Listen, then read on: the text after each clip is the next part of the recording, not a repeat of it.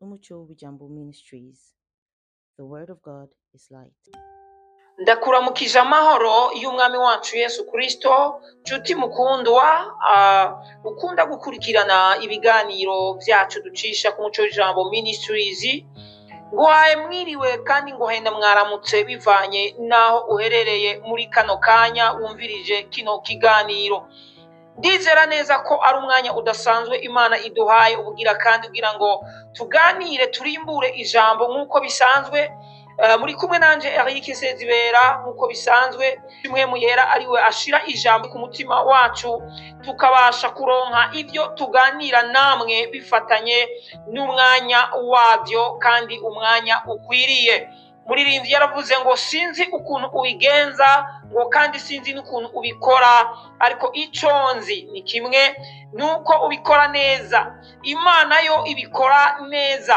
Umuntu arashobora guplanisha, umuntu arashobora kwiyumvira ivyo yokora, ariko ugasanga abikoze nabi canke ugasanga nta n'ivyo akoze. Ariko Imana yo iyo yaramutse yapanze gukora irakora. Iyo mpamvu rero ndaguhaye ikaze muri kino kiganiro kidasanzwe. Tugiye kuganira ijambo rikomeye cyane nitiriye teme yaryo ngo urufunguzo rwa Dawidi, aho tugiye kumva ijambo rihishuwe mu buryo budasanzwe nk'uko nama ndabibabwira. Aha ni ku Muco w'Ijambo Ministries, aho tubaho umuco w'ijambo. Niyo mpamvu turimbura ijambo kugira ngo turonke umuco waryo. Iyo hatabaye kurimbura ijambo, nta n'umuco w'iryo jambo ushobora kuronka. Ariko iyo habaye kurimbura ijambo, haba no kuronka umuco w'ijambo, canke haba kuronka ikindi kintu munze kwitwa ngo ijambo rihishuwe, haba guhishurirwa ijambo. Tugiye gusoma mu vyahishuriwe Yohana igice cyawo cya 3, ijambo rihari duhereye ku murongo w'indwi kugeza ku murongo w'umunani. Ndasoma mu izina rya Kristo Yesu. Ijambo ry'umutwe riravuga ngo icete candikiwe ishengero ry'Ifiladelufiya. Reka dufate ko ari icete candikiwe ishengero ry'iki gihe uyu munsi. Reka duhere ku murongo w'indwi. Wandikire umumarayika w'ishengero ry'Ifiladelufiya utuwera w'ukuri, ufise urufunguzo rwa Dawidi, uwugurura ntihagire uwugara, kandi uwugara ntihagire uwugurura. Aravuga ibi: 8 ngo ndazi ibikorwa vyawe, nashize imbere yawe urugi rwuguruye, witondeye ijambo ryanje, ntiwihakanye izina ryanje. Amen. Iri ni ijambo rikomeye cyane. Ijambo riri mu buhanuzi, ijambo riri mu ibanga, ariko iryo banga benshi ntibakunze kurivuga ko. Iryo banga benshi novuga ko hariho benshi batarizi. Hariho amashengero menshi atazira ibanga. Hariho amashengero menshi yasomye kino gice n'ino mirongo bafise uburyo babisiguramwo, uburyo babisiguramwo nyene byo kwifashisha n'ibindi. Imana ishimwe cyane. Abantu benshi barasoma, harimo abapastori, harimo abavugabutumwa, ndavuga abakozi b'Imana. Kuko burya umukozi w'isezerano rishasha iri jambo abazi kurisigura neza. Mugabo burya abantu batazi gusigurira ijambo neza n'abakozi b'Imana. Narabasiguriye mu kiganiro cyaheze itandukaniro riri hagati y'umukozi w'Imana n'umukozi w'isezerano rishasha. Umva hariho ikibazo ugifise, uraja muri comment munsi ya kino kiganiro nyene, hama uwandike ko hari ikibazo ufise kugira ngo icyo kibazo ushobore kuzogiherebwa inyishu. Umukozi w'isezerano rishasha niyo nanigwa gusigurira ijambo, kuko amaze kubimenya ko ari umukozi w'isezerano rishasha sefini, aba yamaze kwinjira neza mu mugambi w'Imana, aba yamaze kwinjira mu kibanza c'Imana. Uwo muntu aba yamaze kuba connecte n'umugambi w'Imana. Uwo muntu abazi iyo bija, abazi iyo biva. n'abari muri ba bandi ubaza ngo mbega hamwe wopfa uyu munsi woja mu ijuru, akaca kwishura ngo biza Imana. Uwo ntaba akiri muri ba biza Imana. Murakoze. Numva kaciye kamanuka neza, kaciye kaza neza. Ntaba akiri muri ba biza Imana, ahubwo aba ari muri ndabizi. Haleluya, Imana ishimwe. Iri jambo rero benshi iyo bariko bararisoma baca batangura guhanura, kurekura amaprofesi, guhanurira abantu. Imana iraje ngo yuguruye umuryango, Imana iguhaye urufunguzo, Imana ngo irakugururiye. Haleluya, ngo Imana ngo irakugururiye. Hano ijambo ritubwira ngo urufunguzo rwa Dawidi uwugurura ntihagire uwuga. Uzawumva ba bakozi b'Imana iyo bariko barasigurira ijambo baca bavuga ngo uyu munsi ngo uru rufunguzo ni urufise, Imana iguhaye urwo rufunguzo, ngo uyu munsi ni wewe, ngo ngango ni urufunguzo rwa Dawidi, ngo ariko uyu munsi ni urufunguzo rwawe, ngo kandi ngo Imana ngo irakugururiye. Baca bavuga ivyo bigatuma abantu batamenya ikintu iri jambo rishatse kuvuga nyakuri. Rero uyu munsi dushaka kuraba nyakuri, mbega iri jambo riba rishatse kuvuga iki nyakuri.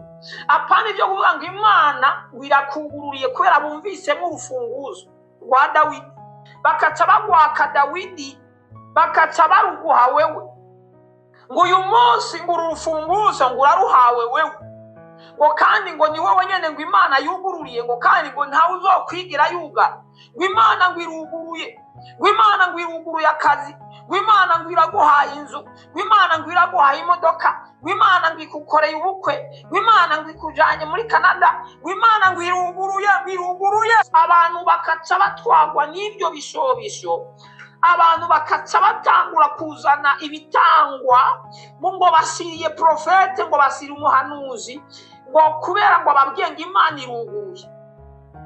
Abantu bakaca batwagwa n'ibyipfuzo by'imibiri yabo, ntibamenye ukuri kw'ijambo ry'ukuri ry'Imana rinyegeje, ntibamenye ibanga ry'Imana. Bene data, impamvu twabazaniye ikintu bitwa umuco w'ijambo ministries ni ukugira ngo mwimenyere ibanga ry'Imana, kugira ngo mumenye ukuri maze muhabwe ukwidegembya. Guhora mubwirwa ngo Imana iruguruye, ariko ejo mukaza mwumva ababwiwe uyu munsi, abahanuye uno munsi ngo Imana irabugururiye, ukaza wumva hirya y'ejo ngo arahwereye, ngo Imana imwakire mu bwami bwayo, ikaca imwakira muri ubwo bwami bamurungitsemo, na vya bindi bamuhanurira ko imwugururiye atarabironka, atarabihabwa, akaca yakirwa mu bwami bw'Imana. Na vya bindi bimwe nyene bavuga ngo Imana iramwugururiye bitaruguka. Haleluya. Reka ndakubaze kano kabazo, mbega ko bavuga ngo Imana iruguruye, mbega irakugururiye iba yakugaranye ryari? Iba yakugaranye ryari? Nivyo irakugururiye, nivyo, ariko nakugururiye byumvikane yuko yari yarakugaranye. Haleluya. Kandi ibyo bakabivugira mu ishengero ry'abantu, bakabwira abantu bari mu ishengero, abantu bakijijwe, abantu bavutse ubwa kabiri, bizeye Kristo Yesu nk'umwami n'umukiza wabo, bakaca bababwira ngo Imana irabugururiye. None bari muri Kristo Yesu bugaranye. Ico ni kinyoma. Wewe uri muri Kristo Yesu, uri mwibohero bugaranye, ibyo birashoboka. Imana irakugururiye. Umviriza kuntu havuze, reka ndagusubirira mwavuze ngo wandikira umumarayika w'isengero ry'i Filadelufiya utuwera ukuri, ufise urufunguzo rwa Dawidi, uwugurura ntihagire uwugara, kandi uwugara ntihagire uwugurura. Aravuga ibi, umviriza ku murongo w'8, ngo ndazi ibikorwa vyawe, nashinze imbere yawe urugi rwuguruye. Umviriza kuri 8a, nasize ni ikintu cyakozwe, ni ikintu cyaheze. Narashizeho, haciye imyaka ibihumbi n'ibihumburuza, urumva. Nasize ati imyaka ibihumbi nasize uwo muryango wuguruye, yasizeho uwo muryango wuguruye. Haleluya. Nasize imbere yawe urugi rwuguruye, ntawe ushobora kurwugara. Uru rugi turaza kurumenya, dukeneye kumenya uru rugi, dukeneye kumenya uru rufunguzo ni iki, uru rufunguzo ruvugwa ni iki, ninde?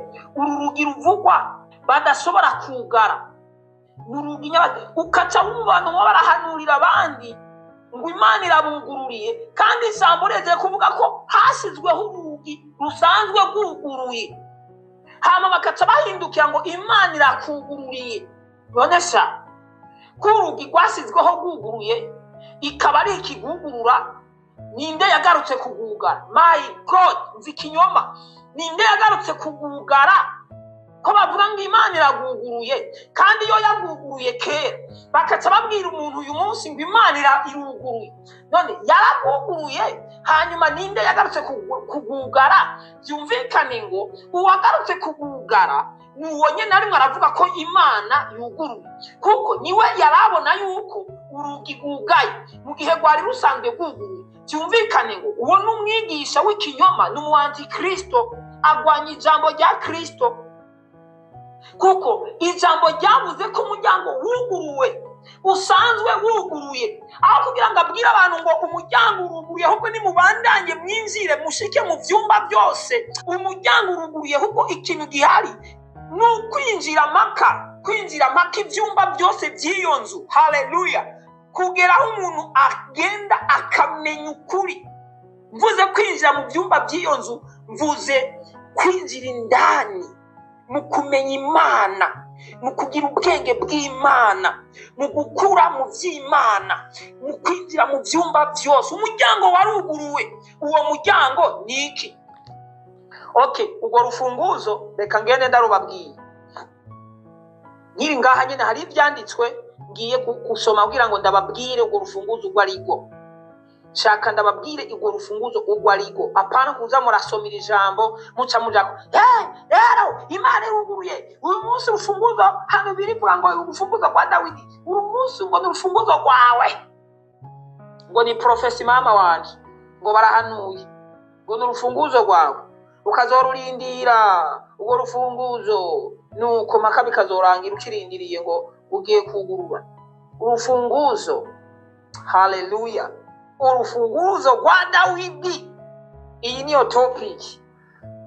Reka ndakwereke, reka dusome ivyashiriwe Yohana nyene igice cya 5 ku murongo wa 5 nyene. Hariya tuvuye hari mu vyashiriwe Yohana 3:7-8 hatubwira ibijanye n'urufunguzo rwa Dawidi. Reka twumvirize ivyashiriwe Yohana 5:5 nyene, twumve kuno havuga. Ndasoma mu izina rya Kristo. Umwe muri ba bakuru arambarira ati, naco urira intambwe yo mu muryango wa Yuda, umunago wo ku gishitsi cande ca Dawidi. Yaranesheje ngo azingurure igitabo amene ibikimatanije indwi. Umwe muri ba bakuru arambarira ati, naco urira intambwe. Murumva intambwe?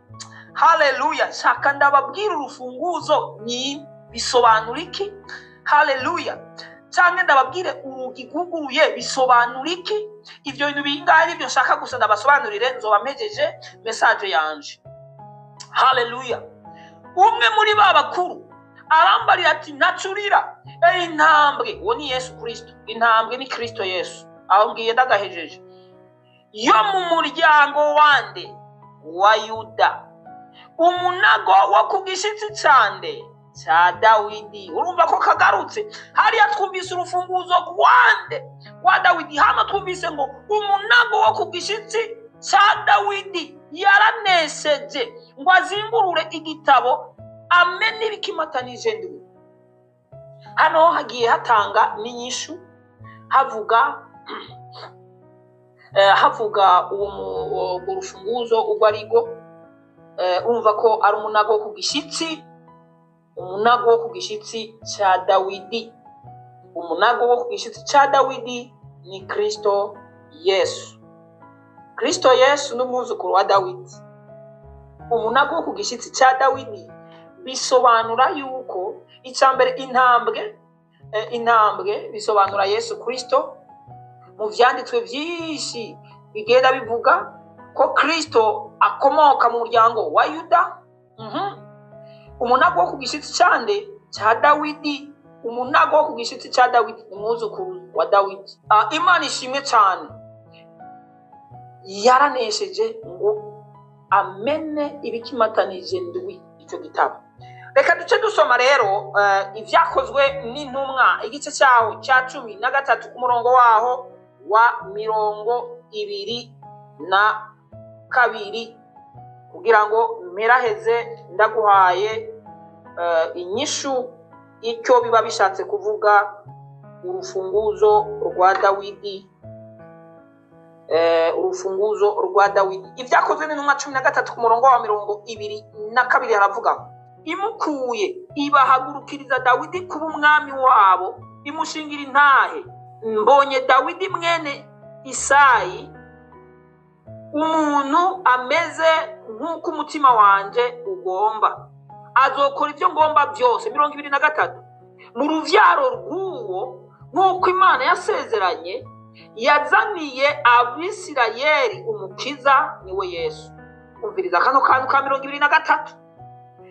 Mu ruvyaro rw'uwo nk'uko Imana yasezeranye yazaniye Abisirayeli umukiza, niwe Yesu. Urera inyishu irabonetse, niwe Yesu. Urwo rufunguzo rero ni Yesu Kristo. Urwo rufunguzo ni Yesu Kristo. Kandi urwo rufunguzo ntibagwaka Dawidi ngo baruhe Sezibera, kuko urwo rufunguzo byararangiye igihe jewe namara kwizera. Urwo rufunguzo nari namaze kuruhabwa, nari nsanzwe ndarufise. Uyu munsi niba kigwaka Dawidi ngo barumejewe, kuko igihe nizera gusa byari bihejeje kuba nari mejeje kuronka urwo rufunguzo. Uyu munsi rero nibaruma bushasha ngo ningende nuguru, kuko ndarufise, nararuhawe muri Kristo, kuko urufunguzo ni Yesu Kristo nyene. None wumva, nimba mfise Yesu Kristo, ubwo rundi rufunguzo uri kurama ni ubwoko ki? Ahari ni handi usanga abantu baratoye imivumo, ibintu byinshi bibi, kandi babikuye mu ishengero, kuko baguma babaha imfunguzo z'igipfumu, baguma babaha imfunguzo z'igikonakonyi, baguma babaha imfunguzo z'imfondano, insudirano, imbazano, baguma babakubise imfunguzo bababwira ko izo mfunguzo zijya ngo zibajane hanze, izo mfunguzo zijya ngo zibaha amazu, izo mfunguzo zijya ngo zibaha amaravakati, izo mfunguzo ngo zijya ngo zibaheza agasekebuye, yewe nuko ngo zijya ngo ziburize mu ndege. Izo mfunguzo baruri indege, barageze ku kibuga cy'indege, barahageze, byarase ko burira indege, n'ubu baracyari nyererezi, bavuga ngo Imana yababwiye ngo yabahaye urufunguzo ngo bagende burira indege, kubera kutamenya icyo bishatse gusigura. Sindaheza kugusigurira, nari ndagusiguriye gusa umenye urwo rufunguzo. Icambere, urwo rufunguzo gugurura ntihagire uwugara, umenye ko ari Kristo Yesu, niwe yugurura ntihagire uwugara. Reka rero turabe urugi guguruwe urwo ariko, niho ngeze, kandi nibaza ko ari aho hantu nyene inza guhava ndangiriza. Hari ikintu cyavuzwe ngo urugi guguruwe, urugi guguruwe ku murongo waho w'8, ngo ndazi ibikorwa vyawe, nasize imbere yawe urugi guguruye.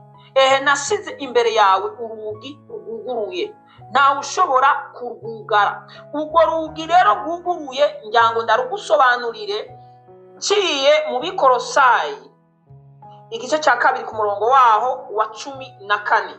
kugira ngo wumve neza ubashe gutahura icyo biba bishatse gusobanura urugi rwuguruye. Aha ni abantu benshi wanashaka bakunze kwihendera no gusoma ibyanditswe ntibamenye ikintu bisigura. uwo mugabo yavuga ibi yari umuvugishwa n'Imana, niyo mpamvu bakubwira ngo n'ibyahishuriwe Yohana, yari umuvugishwa n'Imana. Ubu bwari ubuhanuzi yari kararonka. Abikorosayi igice cya 2 ku murongo wawo wa 14 havuga ngo ihanaguye n'icete kitwagiriza kirimo amabwirizwa cyaduhama igikura hagati yacu nayo, ikibamba ku musaraba igikura hagati yacu nayo. Bivuze ngo uku ni ku muryango wuguruwe. Haleluya. Hagati yacu n'Imana hariho umuryango wugaye. Uwo muryango ntibyakunda ko twe twobona Imana, kuko uwo muryango ntiwari wuguruye. Ariko uwo muryango Kristo Yesu niwe yawuguruye. Ati yawuguruye gute? Ihanaguye n'icete kitwagiriza kirimo amabwirizwa. Uwo muryango rero yari amabwirizwa. Uwo muryango yari amabwirizwa, byari byagezwe, yari amategeko, yari amabwirizwa. Ariko Bibiliya ivuze ngo yaraje irahanagura amabwirizwa yaduhama, amabwirizwa yaturega, yaraje irayahanagura. Haleluya. Ihanaguye icete kitwagiriza kirimo amabwirizwa cyaduhama. Icyo cyaraduhama cyatuma tutabonana n'Imana. Wari umuryango ukomeye cyane wugaye. Igikura hagati yacu nayo, ikiragikuraho uwo muryango, ikirawukuraho ngo ikibamba ku musaraba. Icyabambwe ku musaraba mwe murakizi, ndazi ko mukizi. Habambwe ku musaraba uwo bitwa Kristo Yesu, umunago wo ku gishitsi cya Dawidi, umwagazi w'intama w'Imana. Niwe yabambwe ku musaraba. Bivuze ngo kubambwa kwiwe ku musaraba niko kwabaye ukugururirwa umuryango kuri jewe nawe no ku Bisirayeli no ku isi yose. Isi yose si Abisirayeli gusa, abisi bose bahawe kugururirwa umuryango kubwo kubambwa ku musaraba na Yesu Kristo. Nicyo bisobanura buriya buvugishwa Yohana yariko aravuga. Uyu munsi hari ibyete bikwiriye kwandikirwa ishengero ry'iki gihe. Ni ikintu kibabaje, giteye ubwoba, gitangaje ishengero ry'iki gihe ritemera ubuntu bw'Imana. Kuko uyu muryango wuguruye bisobanura ubuntu bw'Imana. Umuryango wuguruye bisobanura ubuntu bw'Imana. Niko ndabaye insobanuro ya kamwe ku kandi. Umuryango wuguruye hariya anyene utusubira hariya mu byahishura Yohana 3:7 uhere washaka ku murongo w'8. Umuryango wuguruye bisobanura ubuntu bw'Imana. Umuryango wugaye bisobanura amabwirizwa ariho ngaha mu Bikorosayi igice cya 2 ku murongo wa 14. Nicyo bisobanura umuryango wugaye. Nicyo bisobanura umuryango wugaye. Ariko umuryango wuguruye bisobanura Kristo Yesu n'ubuntu bwiwe. Abantu bamaze kwizera kwakira ubuntu bw'Umwami Yesu Kristo bakaba bari mu isezerano rishasha, aribo nitwa abakozi b'isezerano rishasha. Abo si ngombwa kubaha urufunguzo, si ngombwa kubabwira ngo Imana irabugururiye, kuko Imana yaruguruye buri kintu cyose. Ukunengesera k'ubumana kose ngo kuri muri Kristo Yesu. Niko ijambo ry'Imana rikomeza kugenda rivuga. Ukunengesera k'ubumana kose kuri muri Kristo Yesu. Kandi ubutunzi bwose, ubwami, icyubahiro, gusigwa hejuru, ibiki, kubicamamare, ubutunzi, ifeza, izahabu, iki, intebe z'ubwami, iki, ameliva, aikito tayini, byose biri muri Kristo Yesu. Ariko uyu munsi ni ukuguma duhendana gusa. Imana irakugururiye kugira ngo baduhe ibyo turya. Abavugishwa Imana ikugururiye umuryango kugira ngo bagucorere, abantu banezerwe ko ibugururiye imiryango itanahari, kugira ngo babwire ukuri ko bari bafise umuryango Kristo yuguruye kera, kandi uwo muryango wuguruye ku bwabo. Ahubwo bigisha ukuntu binjira no mu bindi byumba. Reka turaba Abanyefeso igice cya mbere, reka aba ariho mpereza kugira ngo tubigishe ukuntu mwo kwinjira no mu bindi byumba, kuko mu bisanzwe Pawulo yavuze ijambo rikomeye ahantu sinogera ntagusomeye. Abanyefeso sinogera ntagusomeye, noba ndaguhombeje cyane kugira ngo ugende umenye mu buryo bumeze nk'ubwagutse naho butagutse neza. Nivyaba ngombwa ko tuvyagura neza, tuzosubira kandi tubandanye kino kiganiro. Abanyefeso igice cyaho cya mbere ku murongo wa 18 havuga ngo amaso y'imitima yanyu yihweze kugira ngo mumenye ibyo mwizigizwa no guhamagara kwayo ibyo ari byo. Mumenye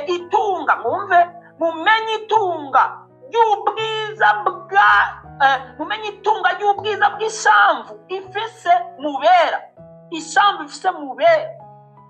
Mumenye, reka nsome na 19, mumenye n'ubwisi buhebuje bw'ubushobozi bwayo ikoreshereza muri mwebwe abizera, nk'uko gukora k'ububasha bw'ubushobozi bwayo kungana. Mu yandi majambo ni ukwinjira deep, kwinjira indani, kumenya. Nicyo Pawulo yashatse kuvuga, apfukamitsa amavi asenga ngo ndabasengera kugira ngo amaso y'imitima yanyu yihweze, mubandanye mwaguka. Haleluya! Mubandanye mwishurirwa ijambo mu buryo bwagutse, mubandanye mumenya umuco w'ijambo mu buryo bwagutse, mubandanye mwagukirwa mu kumenya Imana n'ubutunzi buhebuje buri mu Mana hagati muri mwebwe, kuko mwakiriye Imana muri mwebwe, kuko mufise Yesu Kristo muri mwebwe.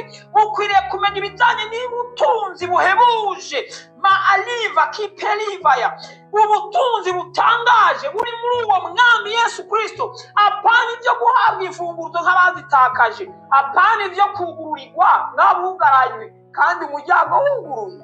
Haleluya! Nizera yuko ugiye kumenya ukuri mu buryo bwagutse. Iri jambo mwifurije kwagukirwa,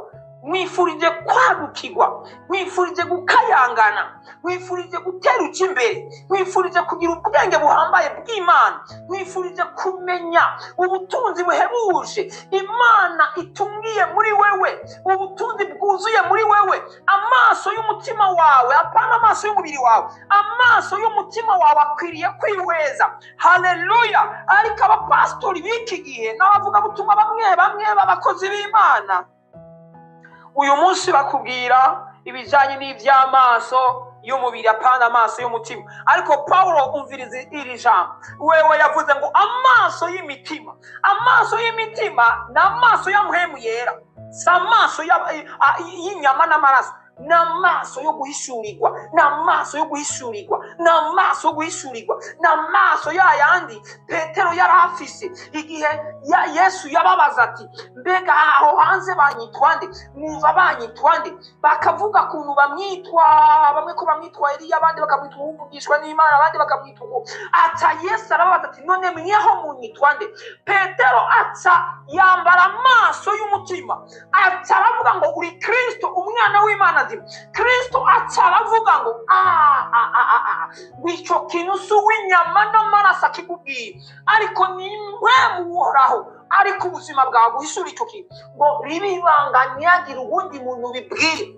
Haleluya! ihishurirwa niryo rikenewe, ntihakenewe ibyo byizigiro by'ubujanja n'ubupfungakiwa n'ubutezi bwa Gatarina byo guhenda abantu ngo Imana ibahaye ibyo ibahaye kandi atabyiragira. Yarabibahaye kera, ubwo butunzi twarabuhawe kera, dufise byose muri Kristo, dutunze byose muri Kristo. Ntidukeneye ubuhanuzi butubwira ngo Imana iraduhaye kandi yatwuguriye, ahubwo dukeneye kugira ubwenge bw'Imana. Dukeneye kuzura ijambo rya Kristo, dukeneye kuzura ijambo rya Kristo, nta kindi. Dukeneye kuzura ijambo rya Kristo kugira ngo riduhindure tuba abanyabwenge bo mu bwami bw'Imana, tumenye ukuntu bikora mu bwami bw'Imana. Mwarahezagiwe cyane mwe mukunda ibiganiro byacu, dukomeje cyane kubifuriza gutera muji imbere mu kumenya umuco w'ijambo. Umwami uhoraho akomeze kubakomeza mu izina ry'uwabambwe ku musaraba Kristo Yesu, intare yo mu muryango wa Yuda, umunago wo ku gishitsi ca Dawidi, umwagazi w'intama w'Imana. Amen.